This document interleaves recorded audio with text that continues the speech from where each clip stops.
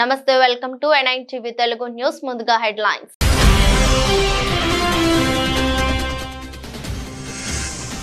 విజయవాడ వచ్చిన కేంద్ర మంత్రి శివరాజ్ సింగ్ చౌహాన్ బుడమేరు గుండ్లు పూడ్చేందుకు ఆర్మీని పిలుస్తామని వెల్లడి.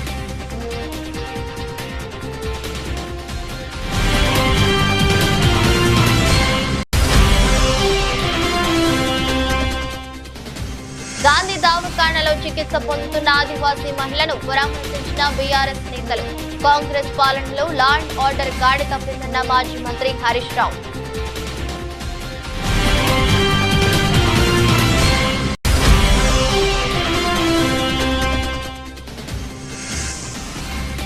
ఖమ్మంలో పర్యటిస్తున్న కేంద్ర మంత్రి. ముప్పు ప్రాంతానికి గురైన ప్రకాష్ నగర్ కాలనీని ఏరియల్ సర్వే ద్వారా పరిశీలించిన శివరాజ్ సింగ్ చౌహాన్.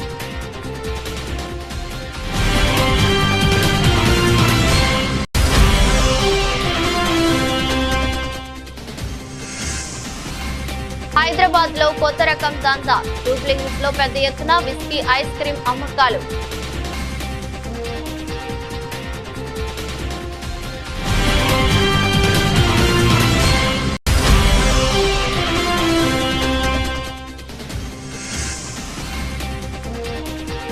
కపిల్ పార్మర్ చారిత్రాత్మక మెడల్. 25 పథకాల లక్ష్యాన్ని చేరిన భారత్.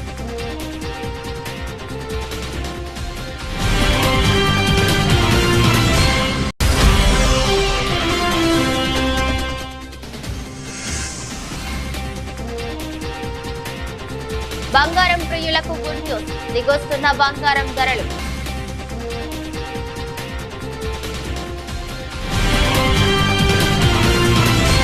విజయవాడ వచ్చిన కేంద్ర మంత్రి శివరాజ్ సింగ్ చౌహాన్ వరద ప్రభావిత ప్రాంతాల్లో ఏరియల్ సర్వే అనంతరం మీడియా సమావేశం నిర్వహించారు.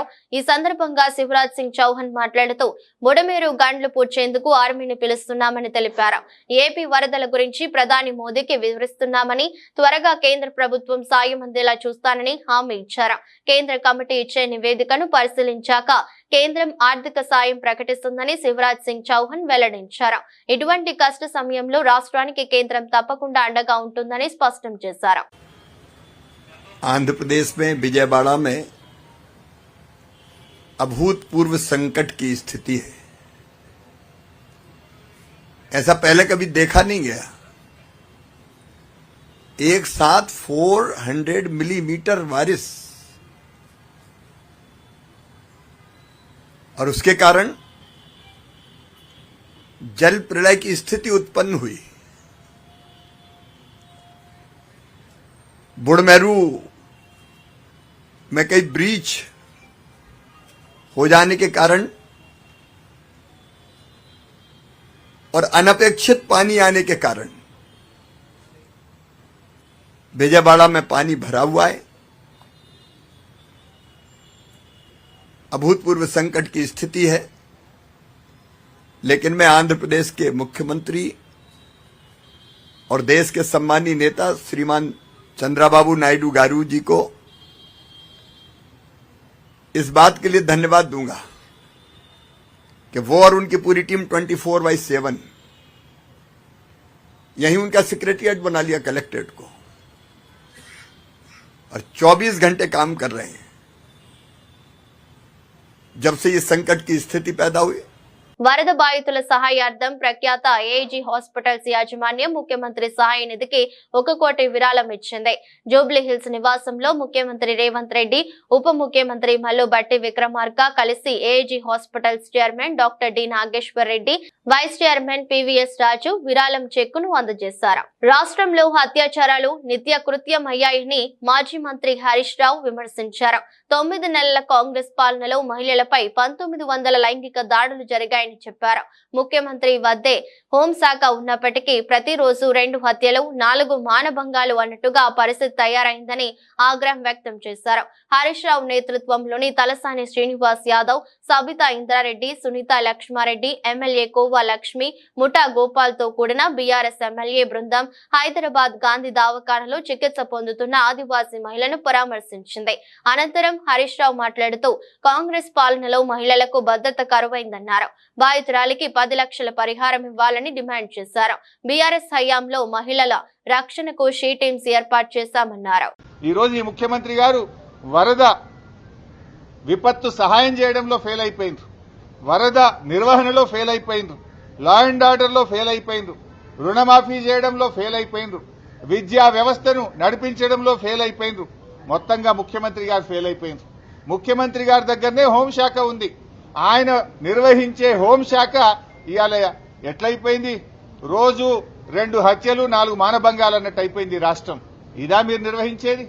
ఇదా మీరు ప్రతిష్ట చేసేది? ఎంతసేపు ప్రతిపక్షాలను చేంజ్ చేసుడు, మా మీద అక్రమ కేసులు పెట్టుడు, మా ఎమ్మెల్యేలను వేధించుడు, ఎమ్మెల్యేల ఇళ్లకు పోయి కండువాలు కప్పడం మీద బిజీ ఉన్నావు తప్ప పాలన గాలి తొదిలేసింది ముఖ్యమంత్రి గారు. ఈరోజు గత 8 నెలల్లో మహిళల మీద ఎలాంటి అత్యాచారాలు అఘాయితాలు జరిగినాయి అనేది రాష్ట్రంలో అందరూ వింటూ ఉన్నారు. అసెంబ్లీ వేదికగా మాట్లాడుతూ ఉన్నాయి. ప్రభుత్వానికి చలనం లేదు. దాదాపుగా 1800 పైచిలకు సంఘటనలు మహిళల పట్ల జరిగిన సంఘటనలు చూస్తున్నాం. హైదరాబాద్ చుట్టుపక్కల కానీ, నాగర్ కర్నూల్లో గిరిజన మహిళ మీద జరిగిన సంఘటన కానివ్వండి, మొన్న షాద్నగర్లో జరిగిన సంఘటన కానివ్వండి, మహిళలంటే ఒక చులకన భావంతో ఈ పాలన జరుగుతున్నట్టు కనిపిస్తూ ఉంది. మహిళల పట్ల అగత్యాలు జరుగుతూ ఉన్న, అత్యాచారాలు జరుగుతూ ఉన్నా స్పందించడానికి ఈ రాష్ట్ర ముఖ్యమంత్రి గారికి కనీసం తీరిక కూడా లేని పరిస్థితి చూస్తూ ఉన్నాం. రాష్ట్రంలో ఎడతెరిపి లేకుండా కురుస్తున్న వర్షాలకు జనజీవనం స్తంభించిపోయింది. భారీ వర్షాలకు పలు చోట్ల చెట్లు, కరెంటు స్తంభాలు నెలకొరిగాయి, పంటలు దెబ్బతిన్నాయి. ఈ వరదలకు అనేక మంది ప్రజలు ఇళ్లను కోల్పోయి నిరాశ్రయులయ్యారు. ముఖ్యంగా ఖమ్మం జిల్లాలో వరుణుడు బీభత్సం సృష్టించాడు. ఈ నేపథ్యంలో ఖమ్మం జిల్లాలోని వరద ప్రభావిత ప్రాంతాల్లో శుక్రవారం కేంద్ర వ్యవసాయ శాఖ మంత్రి శివరాజ్ సింగ్ చౌహాన్, కేంద్ర హోంశాఖ సహాయ మంత్రి బండి సంజయ్ పర్యటించారు. ఖమ్మం, పాలేరు, మధుర ప్రాంతాల్లో కేంద్ర మంత్రులు ఏరియల్ సర్వే పరిశీలించారు. వరదలకు కొట్టుకుపోయిన సాగర్ ఎడమ కాలువను పరిశీలించారు. అనంతరం అక్కడి నుంచి కేంద్ర మంత్రులు పాలేరు వెళ్లి వరద పరిస్థితులపై ఫోటో ఎగ్జిబిషన్ ను తిలకించనున్నారు. వరద బాధితులకు నిత్యావసర సరుకుల పంపిణీ కార్యక్రమంలో జనసేన నాయకులు, జన సైనికులు, కూటమి భాగస్వాములు కావాలని రాష్ట్ర ఆహార, పౌర సరఫరాల శాఖ మంత్రి నాదెండ్ల మనోహర్ పిలుపునిచ్చారు. ప్రతి కుటుంబానికి నిత్యావసర సరుకులు అందేలా చూడాలని కోరుతున్నారు. అందరికీ నమస్కారం. ఈరోజు విజయవాడ పట్టణంలో 76 డివిజన్లో ఊహించని విధంగా మన ముఖ్యమంత్రి గారు, ఉప ముఖ్యమంత్రి గారు కోరినట్టుగా ప్రతి కుటుంబాన్ని ఆదుకోవడానికి ఒక అద్భుతమైన ప్రయత్నం ఈరోజు ప్రారంభించబోతున్నాం. రాష్ట్ర ప్రభుత్వం తరఫున పౌర సరఫరాల శాఖ మరియు మార్కెటింగ్ శాఖ, మున్సిపల్ శాఖ సమాయుత్తమై పోలీస్ శాఖ, రెవెన్యూ సిబ్బంది అందరూ కూడా, అనేక మంది ఇతర జిల్లాల నుంచి అధికార యంత్రాంగం అంతా తరలి వచ్చింది భారీగా. మన జన సైనికుల్ని, వీర మహిళల్ని కోరేది, దయచేసి మీరు కూడా ఈ సహాయ కార్యక్రమాల్లో మీరు వార్డుల్లో ఏ విధంగా పవన్ కళ్యాణ్ గారు మనకి స్ఫూర్తినిస్తారో అదే స్ఫూర్తిని మీరు క్షేత్రస్థాయిలో ప్రతి కుటుంబాన్ని ఆదుకునే విధంగా ఈ సమయంలో మీరు కూడా ఓర్పుగా, సహనంతో, ఎక్కడ కూడా తొందరపడి మనం చిన్న లోపాలు ఉన్నా మా దృష్టికి తీసుకొచ్చి ఎక్కడైతే సరుకులు పంపిణీ చేస్తున్నామో ప్రతి ఇంటికి మనం అందించే విధంగా మీరందరూ కూడా సహకరిస్తారని మిమ్మల్ని అందరిని కూడా మనస్ఫూర్తిగా ఈ సందర్భంగా మన జనసేన పార్టీలో ఉన్న ప్రతి ఒక్కరూ, అదేవిధంగా తెలుగుదేశం పార్టీ నాయకులు, భారతీయ జనతా పార్టీ నాయకులు, కార్యకర్తలు అందరూ కూడా ఈ రోజున మనం చేయబోయే ఈ కార్యక్రమం 76 వార్డులో కూడా ప్రతి ఒక్కరూ సహకరించమని మనస్ఫూర్తిగా నేను కోరుతున్నాను. గాంధీ ఆసుపత్రిలో చికిత్స పొందుతున్న బాధితురాలిని కేంద్ర మంత్రి బండి సంజయ్ కుమార్ పరామర్శించారు. అనంతరం ఆయన మీడియాతో మాట్లాడుతూ ఇలాంటి అమానవీయ ఘటనలు హృదయ విరాధకరమని, మరణాలకు సానుభూతి, ప్రాణాలకు పరిహారం ఇచ్చే విధానాన్ని ప్రభుత్వాలు ఆపాలని, నిందితులపై కఠినంగా వ్యవహరించి నివారణ చర్యలు చేపట్టాలన్నారు. బాధితురాలు త్వరగా కోలుకోవాలని, ఆమె కుటుంబానికి బలం చేకూరాలని ప్రార్థిస్తున్నానని తెలిపారు. పేషెంట్ చూసిన తర్వాత చాలా బాధాకరం. నిజంగా ఒక పేద మహిళ, అపం శుభం ఎరని మహిళ, అమాయక మహిళ పట్ల ఇవాళ ఆ మూర్ఖుడు ఆ విధంగా వివరించడం ఇంతకంటే సిగ్గుమాల చర్య ఇంకోటి లేదు. వాళ్ళ అన్నకు రాఖీ కట్టడానికని రాఖీ పండుగ రోజు పోతుంటే ఆటో డ్రైవర్ కదా అని చెప్పి వాడు మూర్ఖుడు అని తెలియకుండా వాడిని ఆటో ఎక్కితే జంగల్ తీసుకుపోయి ఆమెను ఇష్టానుసారంగా రాళ్లతోని, కట్టెలతోని, అసలు ఫేస్ లో ఏం లేదు, ఫేస్ మొత్తం పనులు మొత్తం ఎక్కలేదు. ఫేస్ మొత్తం ప్లాస్టిక్ సర్జరీ చేసాడు, మొత్తం సర్జరీ చేసిన ఫేస్ లో ఏం లేదు. అంత మూర్ఖంగా వాడు వివరించడం జరిగింది. ఇప్పుడు కలకత్తా సంఘటన కానీ, నిర్భయ సంఘటన కానీ, ఈ సంఘటన సేమ్ మేము ప్రాణాలతో ఉన్నది కాబట్టి ఎవరు మాట్లాడతలేరు. ఏమున్నదా, చచ్చిపోతే సంతాపం, బతుకుంటే పరిహారం. ఇదే పార్టీల పాలసీ, ప్రభుత్వాల పాలసీ, ఇదే పాలసీ.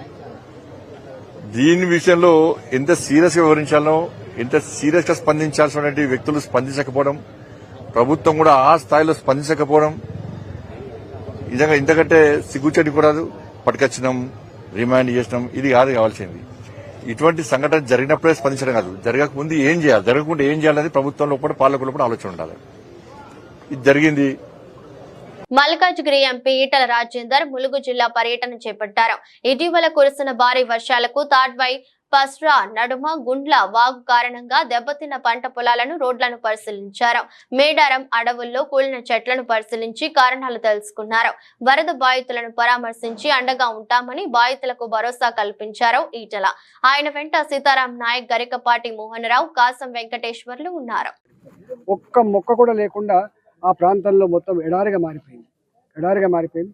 దీని మీద కూడా తప్పకుండా కేంద్ర ప్రభుత్వం, భారతదేశంలో ఇట్లాంటి సందర్భం మొట్టమొదటిసారి ఎవాల్వ్ అయింది కాబట్టి, దీని మీద రీసెర్చ్ జరగాల్సి అక్కడ ఉంది కాబట్టి, కేంద్ర ప్రభుత్వ పరంగా తప్పకుండా ఇక్కడికి వచ్చి దాని మీద ఒక అధ్యయనం చేసి మనం రేపు దేశంలో అలర్ట్ కావాల్సిన ఎక్కడ ఉందనేది ఈ ఉదంతం మనకి చెప్తా ఉంది. మూడో అంశం ఏంటంటే ఇప్పటికి కూడా ప్రభుత్వ పరంగా కేవలం అనౌన్స్ చేసిన తప్ప ఒక సింగిల్ పైసా కూడా ఇప్పటిదాకా రాలేదు. కాబట్టి నేను కోరుతా ఉన్న ప్రభుత్వాన్ని తక్షణమే అధికారులను ఫీల్డ్ మీదకి పంపించి, ఇల్లు కూలిపోయిన వాళ్ళు ఎంతమంది, కాంపౌండ్ కూలిపోయిన వాళ్ళు ఎంతమంది, ఇళ్లలో మొత్తం సామాన్లన్నీ కొట్టుకుపోయి కట్టు బట్టలతో ఉన్న వాళ్ళు ఎంతమంది, ఇవన్నీ కూడా అసెస్ చేసి తక్షణమే సాయం అందించాలని చెప్పి కోరుతాను. మేము కేంద్ర హోంమంత్రి గారితో, అదేవిధంగా మా కిషన్ రెడ్డి గారు జమ్మూ అండ్ కాశ్మీర్లో ఉంటే వారితో కూడా మాట్లాడడం జరిగింది. ఇవాళ బండి సంజయ్ గారు, అదేవిధంగా మా కేంద్ర వ్యవసాయ శాఖ మంత్రి గారు ఇద్దరు కూడా ఇవాళ పర్యటిస్తూ ఉన్నారు ఖమ్మంలో. కాబట్టి ఇలా మేము కూడా ఇక్కడికి పర్యటిస్తూ ఉన్నాం. కాబట్టి కేంద్ర ప్రభుత్వ పరంగా కూడా రైతాంగాన్ని ఆదుకోవాల్సిన అక్కడ ఉందని చెప్పి మేము కోరడం జరిగింది. ఇవాళ ఏదో ఆంధ్రకు ఒక రకంగా, తెలంగాణకు ఒక రకంగా సంకుచితవాదులు ఇవాళ ఈ రాజకీయాలే ఎజెండాగా పెట్టుకున్నటువంటి వాళ్ళు ప్రజాక్షేమం కోరని వాళ్ళు చేసేటువంటి ఆరోపణ తప్ప ఇది నిజం కాదు. భారతీయ జనతా పార్టీగా మాకు కులంతోటో, మాకు ప్రాంతంతోటో, మాకు ఒక పార్టీతో సంబంధం కాకుండా ప్రతి పౌరుడిని, ప్రతి రైతుని ఆదుకోవాల్సిన అక్కడ ఉంది. కాబట్టి తప్పకుండా మేము ఇలా ఆదుకోవడానికి వచ్చినాం. పార్టీ పరంగా కూడా మేము కోరినాం మా కేంద్ర హోంమంత్రి గారిని, పార్టీ పరంగా కూడా కనీసం దుస్తులు, వాళ్ళకి యుటెన్సిల్స్, కొంత తాత్కాలికమైన వస్తువుల ఏర్పాటు కోసం కూడా మా ప్రయత్నం కొనసాగుతుంది. ఇవాళ భారతీయ జనతా పార్టీగా ఈ వరదలలో నష్టపోయినటువంటి అన్ని వర్గాల ప్రజలకి, చనిపోయిన కుటుంబాలకి వాళ్ళ ఆత్మకు శాంతి చేకూరాలని చెప్పి కోరుకుంటూనే, వాళ్ళ కుటుంబాలకు ప్రగాఢ సానుభూతిని తెలియజేస్తూనే ఇవాళ మీకు అండగా ఉంటామనేటువంటి మాట ఇవ్వడానికి మీకు వచ్చింది. రైతు రుణమాఫీ కాలేదని ఆవేదన చెంది మేడ్చల్ జిల్లా అగ్రికల్చర్ కార్యాలయంలో నేడు ఉదయం ఆత్మహత్య చేసుకున్న రైతు సురేందర్ రెడ్డి మృతదేహాన్ని సికింద్రాబాద్ గాంధీ ఆసుపత్రిలో మాజీ మంత్రివర్యులు హరీష్ రావు, సవితా ఇంద్రారెడ్డి, తలసాని శ్రీనివాస్ యాదవ్ తో కలిసి వెళ్లి నివాళులర్పించి కుటుంబ సభ్యులను మాజీ మంత్రి, మేడ్చల్ నియోజకవర్గం శాసనసభ్యులు చామకూర మల్లారెడ్డి పరామర్శించారు. రైతు సురేందర్ రెడ్డి కుటుంబాన్ని రాష్ట్ర ప్రభుత్వం అన్ని విధాలా ఆదుకోవాలని, రైతు కుటుంబానికి ఎక్స్గ్రేషియా ప్రకటించాలని కోరారు. రుణమాఫీ కాలేదన్న కారణంతో రైతు సురేందర్ రెడ్డి ఆత్మహత్య చేసుకోవడం బాధాకరమన్నారు. పంట పండించే రైతన్న ప్రాణం కోల్పోయి గాంధీ ఆసుపత్రి మార్చురీలో ఉండటం మనస్సును కలిచివేసిందని భావోద్వేగానికి లోనయ్యారు. రైతన్నలారా, రుణమాఫీ కాలేదనే కారణంతో దయచేసి ఆత్మహత్యలు చేసుకోకండి, ధైర్యాన్ని కోల్పోకండి, బీఆర్ఎస్ పార్టీ మీకు అండగా ఉంటుందన్నారు. ఇంతకు ముందు మన కేసీఆర్ గారు ఉన్నప్పుడు బ్రహ్మాండంగా చేసింది. వాళ్ళకు రైతుకు మంచిగా నెల నెలకు రైతు బంధు వేసేటప్పుడు కూడా 10,000 15,000 వేస్తాను, అదే లేదు. వాళ్ళు రుణమాఫీ ఒకటేసారి చేస్తాను. 15th ఆగస్టు లోపల దేవుళ్ళ మీద ఒట్టుదని చెప్పినాం, కానీ రుణమాఫీ కాలేదు, సగం మందికి కూడా కాలేదు. ఇప్పుడు రైతు మా దగ్గరనే మా ఈయన శ్రీధర్ రెడ్డి ఆత్మహత్య చేసుకున్నాం. రాత్రి ఎంత ఘోరం అది! ఎక్కడ చూడు అత్యాచారాలు అవుతున్నాయి, ఎక్కడ చూడు మర్డర్లు అవుతున్నాయి. రౌడీలు అంటే విచ్చలవిడిగా తిరుగుతున్నారు, కంట్రోల్ లేదు, వ్యవస్థ లేదు. అంతకుముందు ఎంత పర్ఫెక్ట్గా ఉండే పోలీస్ వ్యవస్థ, కానీ అంత పటిష్టంగా ఉంది, ఫ్రెండ్లీ పోలీస్ ఉంది. ఇప్పుడు వాళ్ళ కంట్రోల్ అంతా వాళ్ళు గవర్నమెంట్ తీసుకుంది కాబట్టి వాళ్ళు పరిపాలన సరిగా కంట్రోల్ అయితే లేదు, వాళ్ళకి అవగాహన లేదా ఎట్లా అవుతుందో కానీ మొత్తం విచ్చలవిడిగా అవుతుంది. రుణమాఫీ విషయంలో కానీ సాంకేతిక అంశాలు ఉన్నాయి, దానివల్ల కొంత ఇవ్వలేకపోతున్నాయి. పూర్తి స్థాయిలో ఇవ్వాలి కదా, రుణమాఫీ బ్యాంకుల్లో ఉంది కదా, రుణం సాంకేతిక లోపాలు ఎదుర్కొంటే ఇప్పుడు ఆయన రైతు 1,00,000 తీసుకుంటూ వడ్డీతో 2,00,000 దాటింది. నువ్వు చేస్తున్నారు, చేసేస్తే అయిపోతుంది కదా, 10 ఎక్కువ తక్కువ అప్పు ఇంకా కొన్ని చేయాలి కదా. ఇప్పుడు రైతు చచ్చిపోయా మళ్ళీ వస్తుందా పనం పోతే? అట్లా ఎంతమంది రైతులు చచ్చిపోతున్నారు. నువ్వు రుణమాఫీ చేస్తాడని నమ్మకంతో చేసిరు కదా, ఆ ఓటేసిరు కదా, ఆ ఓటేసినప్పుడు దానికి ఇల్లు లేకపోతే మనిషి ఎంత పెడపైపోతుంది. ఇప్పుడు ఆ రైతు ఎట్లా అయిపోతుంది? ఆ పిల్లల్ని ఎవరు కాపాడాలి? సో వరద సాయం విషయం వచ్చేవరకు ఏం సత్యవేడు టీడీపీకి చెందిన ఎమ్మెల్యే కోనేటి ఆదిమూలం చేసిన చర్య సభ్య సమాజం విస్తుపోయేలా ఉందని వైఎస్ఆర్సీపీ అధికార ప్రతినిధి శివశంకర్ రెడ్డి అన్నారు. ఈ విషయమై ఆయన మీడియాతో మాట్లాడుతూ అత్యాచారం చేసి హత్య చేస్తానని బెదిరించాడని, సాక్షాత్తు ఒక టీడీపీ మహిళా నేత ఏపీలో ప్రెస్ మీట్ పెడితే ఈ ప్రభుత్వం న్యాయం చేస్తుందో లేదో అని భయంతో అనుమానంతో పక్క రాష్ట్రానికి వెళ్లి నాకు అన్యాయం జరిగిందని మీడియా ముందుకు వచ్చి లెటర్ రిలీజ్ చేసి వీడియోలు కూడా రిలీజ్ చేసిందన్నారు. ఈ రాష్ట్రంలో శాంతి భద్రతలు ఎలా ఉన్నాయి, రాష్ట్రంలో మహిళలకు రక్షణ ఎలా ఉంది, ఈ రాష్ట్రంలో తప్పు చేస్తే అధికార పార్టీకి చెందిన వారు అయితే ఎవరికి కూడా శిక్షలు పడవు, వారి మీద చర్యలు ఉండవు అని ఆ మహిళ ఆ పక్క రాష్ట్రం వెళ్లి కేసు పెట్టింది అంటేనే అర్థం చేసుకోవచ్చని పేర్కొన్నారు. అలాంటి వ్యక్తిని సస్పెండ్ చేస్తున్నామంటే సరిపోతుందా? అత్యాచారం చేస్తే కేసులు పెట్టరా, విచారణ చేయరా అని ప్రశ్నించారు. అధికార పార్టీకి సంబంధించినటువంటి తెలుగుదేశం శాసనసభ్యుడు సత్యవేడు నియోజకవర్గం ఆదిమూలం కోనేటి ఆదిమూలం యొక్క ప్రవర్తన, మహిళపై చూసినటువంటి ప్రవర్తన సభ్య సమాజము విస్తుపోయేలా ఉంది. ఆ మహిళ కూడా తెలుగుదేశం పార్టీకి సంబంధించినటువంటి మహిళా నేత. ఈ ఎమ్మెల్యే చేసినటువంటి ఈ ప్రవర్తనకి వీటికి అత్యాచారం చేశాడు, తర్వాత హత్య చేయడానికి ప్రయత్నం చేశాడు అని ఒక మహిళ సాక్షాత్తు తెలుగుదేశానికి సంబంధించినటువంటి నియోజకవర్గ మహిళా నాయకురాలు ఇక్కడ ప్రెస్ మీట్ పెడితే ఇక్కడ ప్రభుత్వం న్యాయం చేస్తుందో లేదో అనేటువంటి భయంతో అనుమానంతో పక్క రాష్ట్రానికి వెళ్ళి హైదరాబాద్ ప్రెస్ క్లబ్లో మహిళ నాకు ఇలా అన్యాయం జరిగిందని మీడియా ముందుకొచ్చి లెటర్ రిలీజ్ చేసేసి దానికి సంబంధించినటువంటి వీడియోలు కూడా ఈరోజు బయటపడితే సభ్య సమాజం అంతా కూడా విస్తుపోతుంది. ఒక మహిళ పట్ల ఒక శాసనసభ్యుడు తెలుగుదేశం పార్టీకి సంబంధించిన ప్రభుత్వంలో ఉన్నటువంటి వ్యక్తి అలా చేయడమే కాకుండా ఆ మహిళను పలుమార్లు బెదిరిస్తూ తనకు సుఖాన్ని అందించాలని, లేకపోతే నీ అంత చూస్తా అనేసి బెదిరించి ఆవిడ చెప్పినటువంటి ప్రకారము క్లియర్గా 2 పేజీల లెటర్లు, వీడియో సంబంధించిన 2 పేజీల లెటర్ సాక్షాత్తు ముఖ్యమంత్రి చంద్రబాబు నాయుడు గారికి రాస్తూ అందులో పూర్తి సాక్ష్యాధారాలు కూడా 6వ తేదీ జూలై 6వ తేదీన తిరుపతి భీమాస్ ప్యారడైజ్ లో రూమ్ నెంబర్ 109 సాయంత్రం 4 గంటలకు ఒకసారట. తర్వాత జూలై 17, 2024న అదే భీమాస్ ప్యారడైజ్ లో రూమ్ నెంబరు 105లో మధ్యాహ్నం 3 గంటలకంట. అది కాక ఇదంతా చేసేసి బెదిరిస్తా ఉంటే వాళ్ళ భార్య భర్త చనిపోవాలా, ఏం చేయాలనేటువంటి దిక్కుదోచిన స్థితిలో ఈరోజు హైదరాబాద్కి వెళ్ళి ప్రెస్ మీట్ పెట్టారంటే మనం అర్థం చేసుకోవాల్సింది ఒకటే, ఈ రాష్ట్రంలో శాంతి భద్రత ఎలా ఉన్నాయి, ఈ రాష్ట్రంలో మహిళలకు రక్షణ ఎలా ఉంది, ఈ రాష్ట్రంలో తప్పు చేస్తే అధికార పార్టీ వాళ్ళైతే తెలుగుదేశం పార్టీకి సంబంధించిన శాసనసభ్యులైనా మంత్రులైనా ఎవరికి కూడాను శిక్షలు పడవు, వారి మీద కేసులు నమోదు కావు, వారి మీద చర్యలు ఉండవు అనేటువంటి ఉద్దేశంతో ఆ మహిళ హైదరాబాద్లో వెళ్లి పక్క రాష్ట్రంలో పెట్టిందంటే అర్థం చేసుకోవచ్చు. సిద్దిపేట జిల్లా దుబ్బాక పట్టణంలో ఉద్రిక్తత వాతావరణం నెలకొంది. శుక్రవారం ఉదయం బీఆర్ఎస్ కాంగ్రెస్ నాయకుల మధ్య వాగ్వాదం చోటు చేసుకుంది. గత కొద్ది రోజులుగా మాజీ మంత్రి ముత్యం రెడ్డి విగ్రహం ఏర్పాటుకు కాంగ్రెస్ నాయకులు సిద్ధమై కలెక్టర్ దృష్టికి తీసుకెళ్లగా ఇప్పుడే కాకుండా కొద్ది రోజుల తర్వాత విగ్రహం ఏర్పాటు చేయాలని సూచించినట్లు తెలుస్తోంది. అయితే నిన్న రాత్రి సోషల్ మీడియాలో ముత్యం రెడ్డి విగ్రహం ఏర్పాటుకు భూమి పూజ చేస్తామని కాంగ్రెస్ నాయకులు ప్రచారం ప్రచారం చేయడంతో గమనించిన బీఆర్ఎస్ నాయకులు శుక్రవారం ఉదయం అదే స్థలంలో మాజీ ఎమ్మెల్యే రామలింగారెడ్డి విగ్రహ ఏర్పాటుకు బీఆర్ఎస్ నాయకులు ప్రయత్నించారు. రామలింగారెడ్డి ఫోటోతో ఫ్లెక్సీ పెట్టి కాంగ్రెస్ నాయకులు రాకముందే కొబ్బరికాయ కొట్టారు. ఒకే స్థలంలో విగ్రహాల ఏర్పాటుకు ఇరు వర్గాలు పోటీ పడటంతో ఇద్దరి మధ్య వాగ్వాదం చోటు చేసుకుంది. ఇది గమనించిన పోలీసులు రాత్రి నుంచే పోలీస్ పికెటింగ్ ఏర్పాటు చేశారు. సంఘటన స్థలానికి చేరుకున్న సిద్దిపేట ఏసీపీ మధు రెండు పార్టీల నాయకులకు సర్ది చెప్పి గొడవను సర్ది చెప్పారు. ఈ కాంగ్రెస్ కార్యకర్తలు ఈ చెరుకు ముత్యం రెడ్డి విగ్రహానికి సంబంధించి ఈ భూమి పూజ కార్యక్రమం పెట్టుకోరు. ఆ విషయంలో వాళ్ళకి పర్మిషన్ లేదు అని చెప్పి విత్ లీగల్ పర్మిషన్ తీసుకొని మీరు విగ్రహం పెట్టుకోవాలి, అనవసరంగా పొలిటికల్ టెన్షన్ చేయొద్దని వాళ్ళకి చెప్పడంతో వాళ్ళు దాన్ని కొంచెం విరమించుకోరు.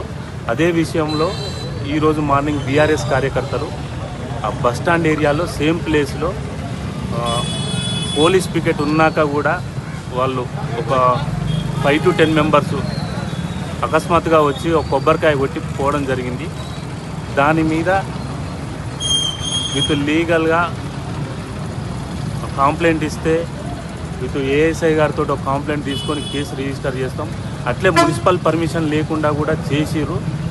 వాళ్ళు చేసింది 100% తప్పు. దానికి సంబంధించి లీగల్గా మేము ఎట్లా ప్రొసీడ్ కావాలో ఆ రకంగా కేసులు చేసి ప్రొసీడ్ అవుతాం. ఈ దుబ్బాక టౌన్లో రేపటి నుంచి గణేష్ ఫెస్టివల్ ఉంది కాబట్టి ఎటువంటి పొలిటికల్ టెన్షన్ లేకుండా అంతా సామరస్యంగా ఉండాలి. ఎవరైనా ఇటువంటి చర్యలు పాల్పడితే వాళ్ళ మీద కూడా కేసులు చేసి లీగల్ యాక్షన్ తీసుకునేది ఉంటుంది. పబ్లిక్ కూడా మాకు అన్ని రకాలుగా సపోర్ట్ చేయాలని కోరుకుంటూ థ్యాంక్ యూ. సార్ పోలీసులను కూడా బెదిరించారని ఏసీపీ గారు అంటున్నారు. పోలీసులు నెట్టివేశారంటున్నారు. దానికి సంబంధించి వీడియోగ్రఫీ ఉంది, చూస్తాము. లీగల్గా ఎట్లా ఉంటే దాని ప్రకారం కూడా ఏఎస్ఐ తోటి కంప్లైంట్ తీసుకొని లీగల్ యాక్షన్ తీసుకుంటాం. గౌరవనీయులు స్వర్గీయులు మాజీ మంత్రి చెరుకు ముత్యం రెడ్డి గారి విగ్రహాన్ని ప్రతిష్ఠించడానికి మేము గత 3 మాసాల క్రితమే కమిషనర్ గారికి లెటర్ పెట్టుకోవడం జరిగింది, కలెక్టర్ గారికి పెట్టుకోవడం జరిగింది. ఈరోజు భూమి పూజ చేయడానికి మేము కమిషనర్ గారిని అడగడంతో మీరు ఒక 2 రోజులు ఆగిన తర్వాత చేసుకోండి అని చెప్పేసి మా అనుమతి ఇచ్చిన తర్వాత చేసుకోమని చెప్పేసి చెప్తే మేము ఆగితే అటువంటి దాన్ని టీఆర్ఎస్ వాళ్ళు ఈరోజు వచ్చి అక్కడ కొబ్బరికాయ కొట్టి ఈరోజు రెచ్చగొట్టే ప్రయత్నం చేసి ఒక మంచి మహనీయుడైనటువంటి అభివృద్ధి ప్రదాత అయినటువంటి ఏదైతే చెరుకు ముత్యం రెడ్డి గారి విగ్రహాన్ని పెట్టకుండా చేస్తున్నారో ఇది చాలా దౌర్జన్యం. పోలీసు వారిని కూడా పక్కకు నెట్టి వాళ్ళు ఉండగా కూడా కొబ్బరికాయ కొట్టడం ఇది ఎంతవరకు సమంజసమో టీఆర్ఎస్ నాయకులు టీఆర్ఎస్ ఎమ్మెల్యే ఆలోచన చేయాలని చెప్పేసి మేము డిమాండ్ చేస్తున్నాం. 6, 100 అయినా 106 అయినా ఎట్టి పరిస్థితుల ముత్యం రెడ్డి గారి విగ్రహాన్ని ఇక్కడే మేము ప్రతిష్ఠింపజేస్తాం. భావితరాలను డ్రగ్స్, గంజాయి లాంటి మత్తు పదార్థాలు పీడిస్తున్నాయి. చివరకు పసి మొగ్గలుగా పెరిగి పెద్దగా ఎదిగే చిన్న పిల్లలు ఎంతో ఇష్టపడే ఐస్ క్రీమ్ లో ఏకంగా 100 పేపర్ విస్కీ కలిపి అంశాన్ని అంటే ధరలతో అమ్మకాలు జరిపి సొమ్ము చేసుకుంటున్న ఐస్ క్రీమ్ పార్లర్ ప్రబుద్ధుల తీరును ఎక్సైజ్ ఎన్ఫోర్స్మెంట్ పోలీసులు బయటపెట్టారు. ఇవాళ పిల్లల ఐస్ క్రీమ్ లో విస్కీ కలిపి అమ్ముతున్న ముఠాను పోలీసులు అరెస్ట్ చేశారు. 1 and 5 ఐస్ క్రీమ్ పార్లర్ లో ఎక్సైజ్ అధికారులు సోదాలు నిర్వహించారు. ఐస్ క్రీమ్ లో పేపర్ విస్కీ కలిపి 1 and 5 యాజమాని అమ్ముతున్నాడు. 60 గ్రాముల ఐస్ క్రీమ్ లో 100 మిల్లీలీటర్ల విస్కీ కలుపుతున్నాడు. ఐస్ క్రీమ్, క్రీమ్, విస్కీ కోసం పిల్లలు, యువత ఎగబడుతున్నారు. మరింత అమ్మకాలు పెంచుకునేందుకు మరో అడుగు ముందుకు వేసిన ఐస్ క్రీమ్ తయారీదారులు ఫేస్బుక్ లో ఒక యాడ్ కూడా ఇచ్చి తమ అమ్మకాలని జోరు అందుకోవడానికి ప్రయత్నాలు చేస్తున్నారు. 1 and 5 ఐస్ క్రీమ్ పార్లర్ యాజమానులు దయాకర్ రెడ్డి, శోభన్లను జూబ్లీ హిల్స్ లో ఎక్సైజ్ పోలీసులు అరెస్ట్ చేశారు. 11.5 కేజీల విస్కీ ఐస్ క్రీమ్ ను పోలీసులు స్వాధీనం చేసుకున్నారు. జూబ్లీ హిల్స్ రోడ్ నెంబర్ 1లో ఈ ఐస్ క్రీమ్ పార్లర్ ఉంది. Excise superintendent STF team leader Pradeep Rao బృందం ఈ ఐస్ క్రీంలను స్వాధీనం చేసుకుని కేసు నమోదు చేశారు.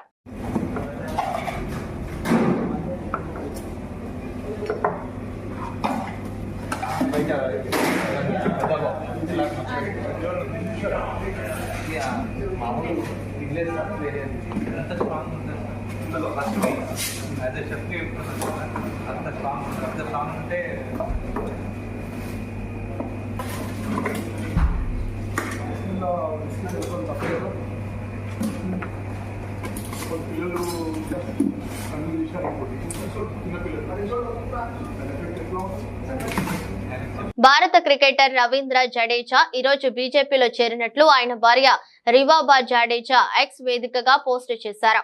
రివాబా జడేజా ఇప్పటికే గుజరాత్ లో బీజేపీ ఎమ్మెల్యేగా ఉన్నారు. తన భర్త సభ్యత్వం కార్డును ఆమె పోస్టు చేశారు. 2019లో రివాబా బీజేపీలో చేరారు. ఆ తర్వాత 2022లో జరిగిన అసెంబ్లీ ఎన్నికల్లో గుజరాత్ లోని జామ్నగర్ ఉత్తర అసెంబ్లీ నియోజకవర్గం నుంచి ఆమె ఎమ్మెల్యేగా విజయం సాధించారు. బార్బడోస్ లో జరిగిన T20 ప్రపంచ కప్ 2024 టోర్నమెంట్ లో భారత్ గెలిచిన ఒకరోజు తర్వాత జూన్ 29న రవీంద్ర జడేజా T20 అంతర్జాతీయ క్రికెట్ కు రిటైర్మెంట్ ప్రకటించాడు. దేశవ్యాప్తంగా పార్టీ సభ్యత్వ నమోదు కార్యక్రమాన్ని బీజేపీ జాతీయ అధ్యక్షుడు జేపీ నడ్డా సెప్టెంబర్ 2వ తేదీన ఢిల్లీలో ప్రారంభించడం తెలిసిందే. ప్రధాని మోదీ తొలి సభ్యత్వాన్ని తీసుకోవడం ద్వారా పార్టీలో తన ప్రాథమిక సభ్యత్వాన్ని రెన్యువల్ చేసుకున్నారు. పారిస్ పారాలింపిక్స్ లో భారత అథ్లెట్లు అద్భుత ప్రదర్శనతో అదరగొడుతున్నారు. తాజాగా భారత్ ఖాతాలో 25వ పథకం చేరింది. భారత జాడోకా కపిల్ పార్మర్ గురువారం జరిగిన పురుషుల 60 కిలోల J1 ఈవెంట్ లో కాంస్యం గెలిచారు. ప్రపంచ 2 ర్యాంకర్ జుడోకా ఎలియల్టన్ డి ఒలివేరాను ఓడించి పథకం సొంతం చేసుకున్నారు. దీంతో కపిల్ పార్మర్ జుడోలో మెడల్ సాధించిన మొదటి భారత జుడోకాగా చరిత్ర సృష్టించారు. మరోవైపు మిక్స్డ్ రికర్వ్ ఓపెన్ ఈవెంట్ లో ఆర్చర్లు హర్విందర్ సింగ్, పూజ తమ కాంస్య పథక పోరులో పరాజయం పాలయ్యారు. అంతకుముందు వ్యక్తిగత విభాగంలో హర్విందర్ సింగ్ గోల్డ్ గెలిచిన విషయం తెలిసిందే. ఇక power lifter Ashok, shot putter Arvind ఆకట్టుకోలేకపోయారు. సిమ్రాన్ శర్మ కూడా మహిళల 100 మీటర్ల T12 ఫైనల్లో 4వ స్థానంలో నిలిచి త్రుటిలో పతాకాన్ని కోల్పోయింది. ఇక టీమిండియా ఈసారి 25 పతాకాల లక్ష్యంగా బరిలోకి దిగగా నిన్నటితో ఆ టార్గెట్ ను అందుకుంది. మరో 3 రోజులు గేమ్స్ మిగిలి ఉన్నాయి. దీంతో పతాకాల సంఖ్య పెరిగే అవకాశం ఉంది. ప్రస్తుతం భారత్ ఖాతాలో 25 మెడల్స్ ఉండగా వీటిలో 5 స్వర్ణాలు, 9 రజతాలు, 11 కాంస్య పతకాలు ఉన్నాయి. దీంతో పతాకాల పట్టికలో భారత్ 16వ స్థానంలో కొనసాగుతోంది. బంగారం ప్రియులకు గుడ్ న్యూస్. కొంతకాలంగా స్వల్పంగా తగ్గుతూ వస్తున్న బంగారం ధరలు శుక్రవారం కూడా స్వల్పంగా తగ్గాయి. వారం రోజులుగా బంగారం ధరలో పెరుగుదల కనిపించడం లేదు. ఇవాళ బంగారం ధరలు 100 మేర తగ్గాయి. ఈ ఏడాది భారత్ లో బంగారం వినియోగం భారీగా పెరిగే అవకాశం ఉందని వరల్డ్ గోల్డ్ కౌన్సిల్ అంచనా వేస్తున్నందున ధరలు అమాంతం పెరిగే అవకాశం ఉందని నిపుణులు అంటున్నారు. కాబట్టి గోల్డ్ కొనే వారికి ఇప్పుడే మంచి అవకాశం. తెలుగు రాష్ట్రాల్లోనూ బంగారం ధరలు స్థిరంగా కొనసాగుతున్నాయి. హైదరాబాద్ లో శుక్రవారం 10 గ్రాముల 22 క్యారెట్ల బంగారం ధర 66,680గా ఉంది. 24 క్యారెట్ల బంగారం ధర 72,750గా ఉంది. విజయవాడలో కూడా 10 గ్రాముల 22 క్యారెట్ల బంగారం ధర 66,680, 24 క్యారెట్ల బంగారం ధర 72,750గా ఉంది. విశాఖపట్నం సహా ఏపీలోని ప్రధాన నగరాల్లోనూ ఇవే ధరలు కొనసాగుతున్నాయి. ఢిల్లీలో కిలో వెండి ధర 85,800గా ఉండగా కోల్కతాలో 84,900, బెంగళూరులో 82,800 వద్ద ట్రేడ్ అవుతోంది. హైదరాబాద్, విశాఖ, విజయవాడలో కిలో వెండి ధర అత్యధికంగా 89,900గా ఉంది. వార్తలు ముగించే ముందు మరోసారి హెడ్లైన్స్.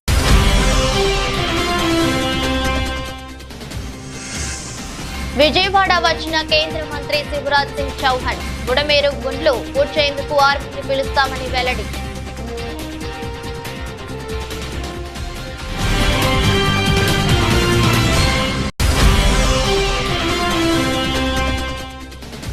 గాంధీ దవాఖానలో చికిత్స పొందుతున్న ఆదివాసీ మహిళను పరామర్శించిన బీఆర్ఎస్ నేతలు. కాంగ్రెస్ పాలనలో లా అండ్ ఆర్డర్ గాడి తప్పిందన్న మాజీ మంత్రి హరీష్ రావు.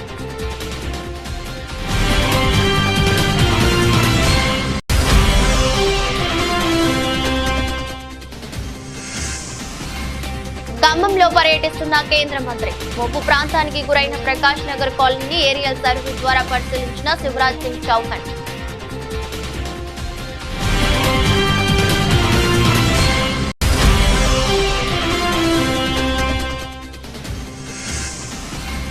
హైదరాబాద్ లో కొత్త రకం దందా.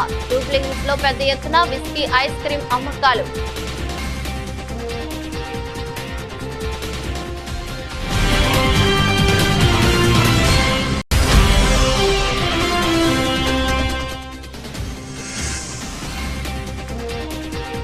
కపిల్ పార్మర్ చారిత్రాత్మక మెడల్. 25 పతకాల లక్ష్యాన్ని చేరిన భారత్.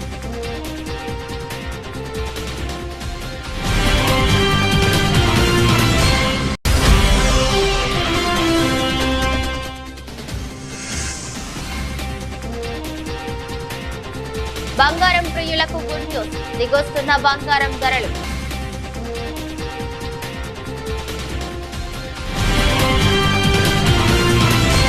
ఈ దృష్టి బులెటిన్ మరో బులెటిన్లో మళ్ళీ కలుద్దాం. అంతవరకు సెలవు, నమస్కారం.